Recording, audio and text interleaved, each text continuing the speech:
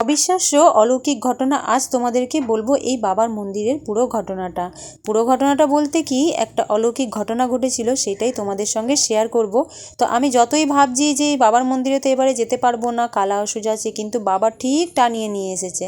বড় মেয়েটা বলছে আমাকে যেতে, আমি না গেলে ও যাবে না, এই কারণে আমাকে বাধ্যতে আসতেই হলো। অনেক জোর করেই ও নিয়ে এসেছে, আর কিন্তু বাবাই টেনেছে, তাই আমাকে আসতে হয়েছে। সেটা আমি পরে বুঝলাম। মনের মধ্যে সাড়া দিল যেন বাবা বলছে তুই পুজো নাই দিতে পারিস, কিন্তু তবুও তুই আমার কাছে আয়। 3-4 বছর আগেকার ঘটনা। এক দিদা রিক্সায় করে তার বৌমার সাথে এসেছিলেন শ্রাবণ মাসে বাবার মাথায় দুধ ঢালতে। ওনারা দেশলাই কাঠি আনতে ভুলে গেছিলেন, এই কারণে উল্টো দিকে যে কাকিমার দোকান আছে ওই কাকিমার দোকানে গিয়ে দেশলাই কাঠি চাইতে গেছে ওনার বৌমা, আর দুধের ঘটিটাকে নিয়ে ওই দিদাটা এই মন্দিরের মধ্যে দাঁড়িয়েছিলেন আর বাবাকে প্রার্থনা করছিলেন, আর দুধের ঘটিটা রেখে মাথা নিচু করে আর কি নমস্কার করছিলেন। উঠেই দেখেন কি না এক ঘটি দুধ নেই।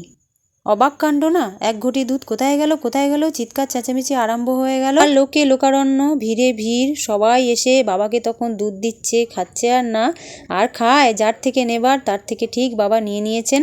ওনার বৌমা তো আর দুধ ঢালতে পারলেন না। এই দেখো তোমাদেরকে জুম করে দেখাচ্ছি, আগে যে বাবাটা ছিল এই যে নাগ দেবতাকে দেখছো ওই ভিতরে ঢুকে গেছে গাছের ভিতরে। এই বাবা যখন ভিতরে চলে গেলেন তারপরেই এই বাবাকে প্রতিষ্ঠা করা হয়, তারপর থেকে এই বাবার মাথায় জল ঢালা হয়। এইটা আর কি 2 বছর হয়েছে এটা প্রতিষ্ঠা হয়েছে। আর এই যে কাকিমাটা যাচ্ছে, এই কাকিমাটার দোকান থেকে দেশলাই চাইতে গেছিল। কাকিমা বললো একটু বস না, এখন যাস না, একটুখানি বস, ভালো লাগবে। তাই বসেছিলাম।